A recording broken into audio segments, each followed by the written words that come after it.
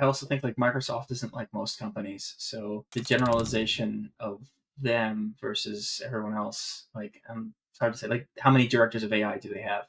Right? They may have lost a director of AI, but like they probably have a couple dozen, if not more. Oh, they absolutely do. Yeah, I've talked to more than Yeah. one of them on a call before, and it's confusing. I'm But sorry, yeah, I think you're the director of AI for what?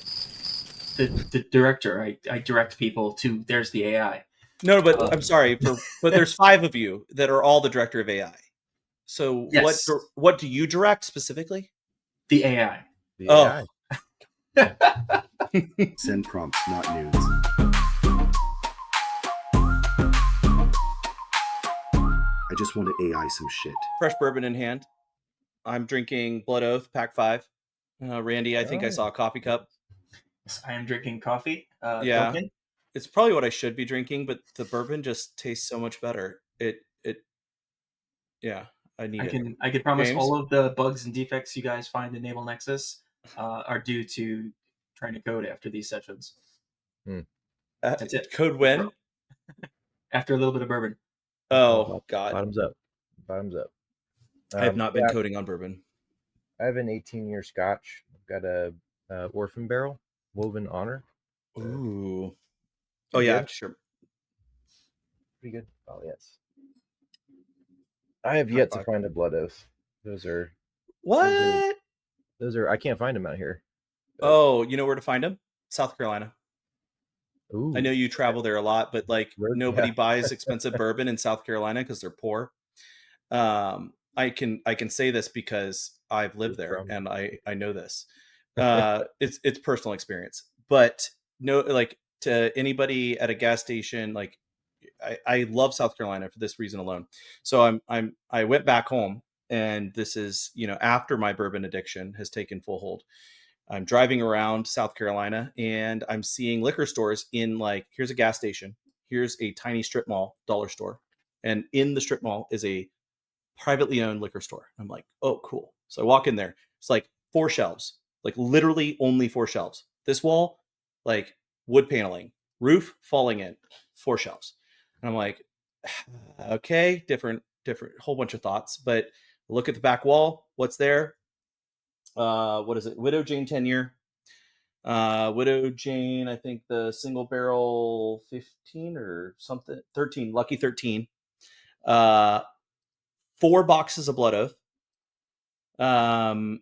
There's a whole bunch of really good stuff, and I'm just sitting there like, what in the world is happening? This is not what I expected to walk into. And of course, there's like all the normal bourbons too, like, things that people call bourbon, but should actually be used to clean your kitchen sink. And I'm like, hey, how many of those do you have? And he's like, oh, well, that's all of them. I'm like, well, can I buy them? He's like, yeah, you can have one. I was like, can I buy them all? He's like, you want to buy them all? Like, yeah. He's like, you know how much those are, right? It's like, how much are they? It's like $130 a box. I'm like, yeah, I'll take all of them. Deal. he's like, but okay. Yeah. Okay. So, and then after I bought those, I got discounts on anything else I bought. He was like, how much more do you want? Do you want this too? Like, I have other stuff in the back that I don't even have out. And I'm like, you have 4 shelves. Like, one, you don't feel confident in putting it out, or just nobody ever buys it. Those are the only reasons. But those places are everywhere. Dude, I came back with like 8 boxes of Blood Oath. I wish I would have known you hadn't had one. I would have shared them. I gave them as gifts. Well, that sounds pretty awesome. That's my Blood Oath story. It has everything to do with AI. Well, now I have to book a trip down to South Carolina. AI fixes this. Yeah. I mean, like literally even the Wine and Mores and like everything, we're selling them at normal prices. Like, it was great. But yeah, so fresh Blood Oath bourbon. Did Google just kill your phone? Me? Who? You. No. Are you sure? Google, I don't know. Maybe it did. No, they didn't. They're not even close. No, Nope. They think they did. I'm good. Yeah, you sure?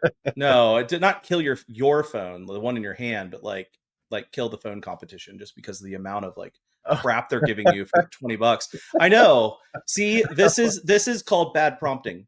That is an example of bad prompting. I prompted my human poorly. Yep. James had no clue what context that I was giving him because the vagueness of my prompt. The old brain James had multiple personalities, one of which was better aligned. The old brain language model wasn't firing on all cylinders, apparently. Oh, I was just thinking, like, if only we had a version of James that was more agreeable. That would be helpful. And he froze. Is he pissed or did he broke him? We broke him. Oh, that was awesome. That couldn't have been better. Played, you literally froze smiling. Like it was like you disconnected. I'm convinced one of these days we're going to learn that we've had like super intelligence inside of our computers all along, and it's been. So you want to know a really weird problem I'm still having? I've complained about this several times. My computer will not shut down. I have to hard shut it down every time. I'm not joking. I go through all the normal steps. I click the shutdown button. It asks me a question. I say yes. And then it proceeds to not shut down. It just stares at me in a black screen and refuses to shut down. I have tried to working with that is very concerning. It's so weird. And the only way to get it to shut down is to kill it. Mm-hmm. Not that that's a harsh word or anything. Well, that's the name as I speak into the mic on the computer that I'm trying to shut down. One of the most important jobs in the data center of the future will be the guy who stands by the plug. I think there's the meme out there that I absolutely love with the guy running like holding there's just an axe. And it's just like, what do you do? It's just like, I don't know. I wait for a phone call. I'm the OpenAI safety team. Yeah. Well, everyone's qualified. That's a good point. There is one job that we as humans will still have after we serve James's AI. Yes, that would be pull the plug. That is still my favorite short of the month. Like James's rough prediction for next year. We all work for AI. We all work for AI. Yes. I thought it was AI becomes so smart that it stops doing the work for us. Yeah, I was saying, yeah, like yeah. Everyone's afraid of losing their jobs to AI, but if it's that smart, I mean, I'd want to kick back. I think we're missing one key component here. Like the best part of that is that, and maybe this is a fear, like it's a fear thing, just because it's not what we've been really raised to think about. Like humans are good at creation, like from nothing, or creating something from nothing. And like a lot of people thrive on being creative. And like the big promise of automation and RPA has always been that like you can use your people better, right? You can apply that human capital in more creative and better ways. And we're still sitting on that same precipice, like tipping the edge probably for the first time of like true, like large scale automation and like removal of human talent. And we're fearful of it. And like, to me, I like building AI, but at the end of the day, like, can AI build AI? Oh yeah. I mean, especially ML, like I'm going to be honest, like there's a lot of models out there right now that can build better ML than I can. And that isn't hard, but like a lot of people are using the same AI to build ML models. So yes, AI can build other AI. At what level of sophistication? I don't know. It's getting more and more advanced. So at some point, we will all have the ability to be a little more free. That's the big promise, right? But that seems to terrify people. That like they won't have a job, or that the job that they do have is not their ideal state or where they want to be or what they want to be doing. So like I think this is a very interesting like transitional conversation to like 5 years from now, I think there is very widespread automation. I'm just going to like that's my opinion. And it's at a scale where we're talking about millions of jobs displaced in 5 years. And I think that's very I think that's conservative given the pace of progress right now. How much of that trickles into industry and what industries, I think that is yet to be determined.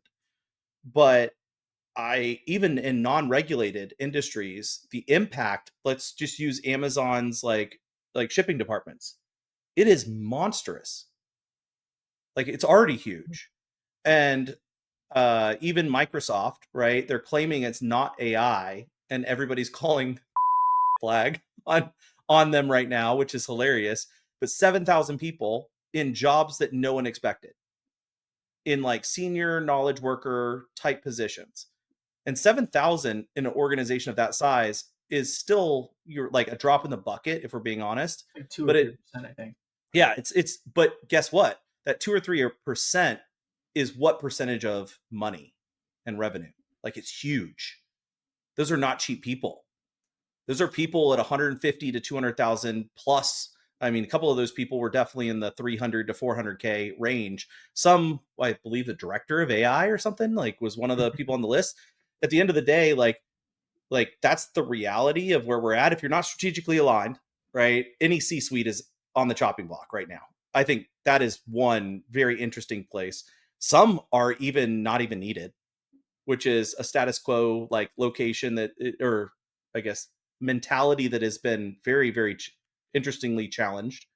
And then the last part is your day-to-day person that I would have expected to be like your grunt worker to be replaced first is actually not the first person being replaced.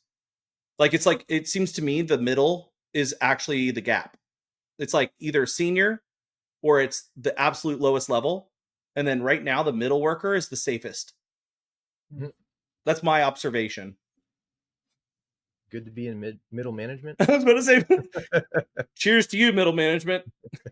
I mean, it's hard to say. I also think like Microsoft isn't like most companies, so like the generalization of them versus everyone else, like it's hard to say. Like how many directors of AI do they have?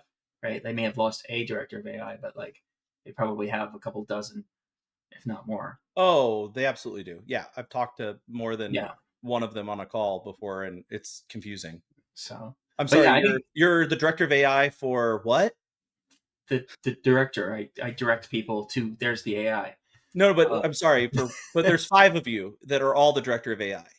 So Yes. what do you direct specifically? The AI. The AI. I don't know, but I think that you're right. The change is bigger than people realize. Like I've just gotten to the point where I think that like it's underhyped, and we talked about this like in a previous episode, right? Like you kind of now expect at the Microsoft and Google announcements is like AI this, AI that, and OpenAI has like a polished blog post or video that comes out every other week about some great thing, and I think people are starting to tune it out a little bit in terms of like, okay, it's just a hype cycle.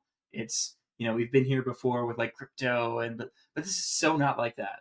Like in terms of like the actual practicability and the use cases, and most things that people call agentic are still just workflows. So when true agentic hits, I mean, you could do so much with workflows. You don't even need agentic, and agentic Correct. is here. Actually, Randy, you bring up a really good like kind of differential definition that I think is like lost on a lot of people. When we're talking about agentics or agentic like architecture, there is just because you pass a prompt and an output to another agent doesn't make it an agentic architecture. Like right. You're much more akin to a process or a flow than you are agentic. And I think a lot of where this would be interesting to see how that's currently defined, because I bet you there is no industry definition. But James, a lot of what we were doing with a lot of our development, I almost think like kind of benchmarks the agentic development. Like you have to be taking in multiple inputs and outputs contextually, and those things are being used based off of other parameters. It's almost like how does one create robot process automation combined with the flow process oriented, like that you were talking about, Randy, with the thinking. And when you start to combine those things, it starts to turn this like really weird messed up stepchild where decisions are being made at different steps, which turn things off or on. which cause information to go to one area over another, and specialty SME agents to be taking and thinking about the next step. And I think like if you're not doing that, you're still very more akin to a flow than you are necessarily a agentic flow. Maybe I shouldn't use flow in that. Well, I also think agentic is having the ability to solve a problem that hasn't necessarily been hard coded in, right? Oh, yeah, that's better than my definition. Mine was way more confusing. Well, yeah. Well, I mean, like there's always going to be some sort of flow, right? You're going to have some sort of code base that sets up an architecture for these things to exist in. But to me, that's the differentiation. Is if you're agentic, not only do you have the tools available for your AI to be able to use, but the AI should also be able to solve a problem and perhaps even build something or build a bridge that might not currently exist. So that to me is where we enter into the agentic space. Otherwise, there probably should be a term between workflow and agentic, but I don't know. I don't think I should have used flow, definitely. But your definition. So like actually this is a fun one. So here you go. Randy and James. You have 30 seconds to define agentics. So Randy, go. I just did. I know, shut up. No, you're not no, you have to redo it. You have to do it succinctly. Well, you did it pretty succinctly. I did it pretty succinctly. God. All right, James, you did. You win. Definition. You agree? Okay. Well, then this is boring. What I think is important to note is you don't need agentics to solve all these problems and reduce workforce. You can displace millions of people with just what? Ooh, hot take. Ooh, what? Are you saying that AI can do things without agentics? Yeah. What? I also think that's where the adaptation will happen, right? That's where a lot less risk if the workflow is defined and the guardrails are in place. So certainly at large enterprises and regulated businesses, workflows, I don't think have been fully, they are starting to get integrated into production, right? We'll see more and more, but I think there's a whole, we're at the tip of the iceberg of what could be done with workflows before you even start to bring in agentics. So this brings me back to one of the things you told me, Randy. It was like, John, you create code that's unnecessarily complex. Well, so like if you go, this is what's really funny about it. If you go to like OpenAI stuff and you look at some of their code, it's super simple. It's like one file, right? Mm-hmm. It's like one Python file. It calls O3 like 2 or 3 times, has a little bit of decisioning through the code. And then all of a sudden it's like, oh, look, codex. Codex is like one file. And it's like, oh my God, it could do so much more if it did X, Y, and Z. And it's like, but does it need to? Like, does it need to be overly complex to solve a problem? And what's fascinating about that is like, I always feel like OpenAI loves to almost like play the game or push stuff out that they're tying their hands behind their back. It's like, I know you guys know what complex shit looks like. There's no way that like this is considered complex by your standards, but this is the thing that you make a public like offering with. And it always baffles me knowing the difference or seeing the difference between the two, where it's like, this could make complete like autonomous decisions and be fully autonomous. And it's like, nope, we don't want to allow that to be public. We're going to release the thing that's not autonomous, that just does this. And it's like, why? Well, I think that they're pretty close to their customer. Like they know what they need to deliver is not necessarily the full capability of AI. They need something reliable and easy to implement, right? It's not reliable. What have other than their chatbot and their GPTs have they made that is reliable? Their API. I mean, okay, that's chatbot, API, GPTs, all the other products outside of those three. What of those three products aren't real? Like they are not investing in those products, so it's not really. Yeah, I actually agree. I say actually, like I don't agree with Randy a lot. Actually, I do. You didn't push up your glasses. Actually, no, I do agree with Randy. I think they have a lot more than they're letting on, and they're just following the adoption, right? I think that's a good They point. don't need to release what they really have. They're making tons of money on bringing the customer along with them, and in doing so they can guide the customers to what their ultimate solution is going to be. So and they have the privilege of really defining the story, right? They are the name, right?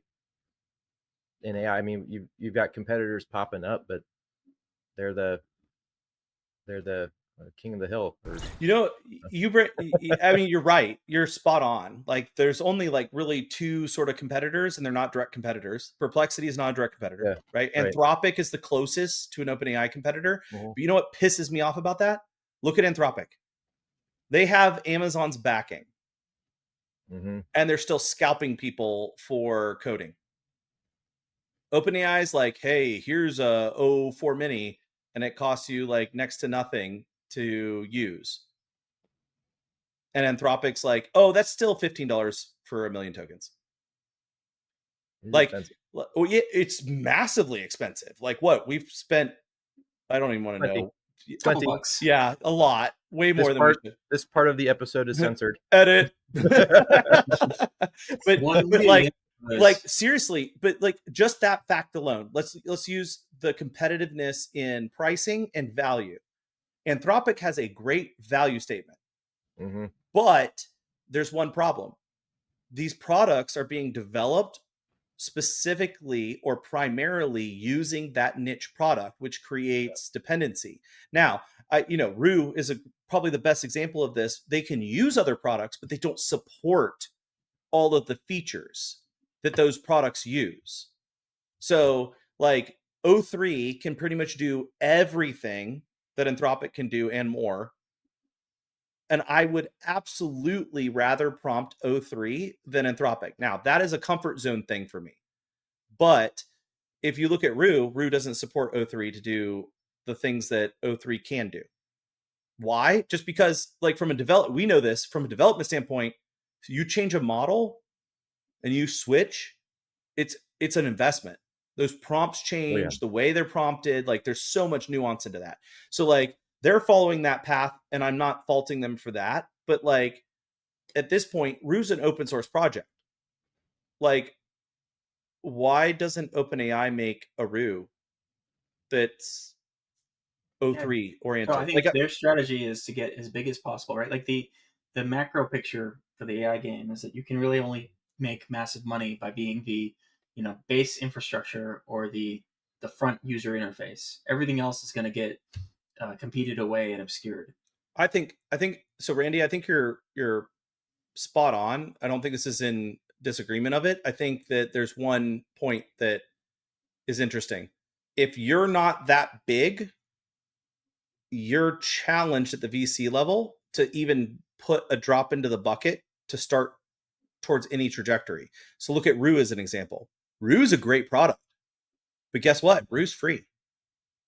They just started allowing people to actually make money off of an API that they're subsidizing through other people.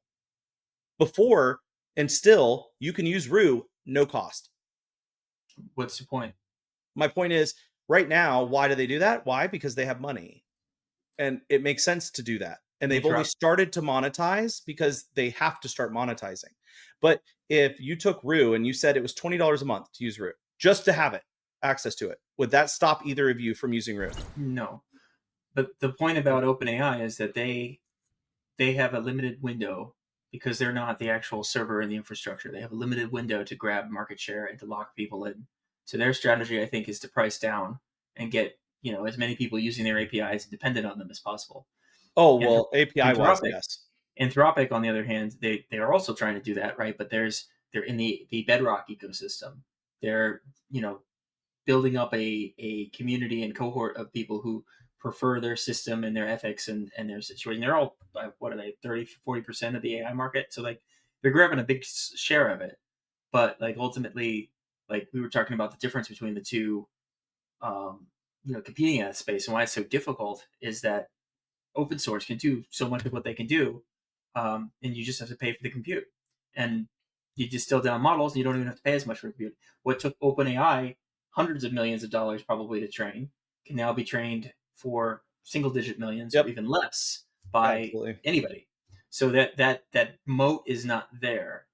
The only way to get people is to really lock them in on that prompt and API structure, and that's they are focused on that, right? They didn't see a path to get there, I don't think, from the GPTs, which is silly because I think that I think the moat's still there. I think you bring up a really good point, especially on the APIs and usage, and like that's the real business model. We've said that before. Like that's like at the end of the day, they do not want people like me as their customer. They want people that barely touch their shit. They want the average customer. But for their APIs, they want me. They want me on their APIs. They exactly want me on their APIs. Like I am their ideal customer. From Whiskey Pours to AI Wars, thanks for tuning in. Stay curious, stay questioning, and we'll catch you in the next episode.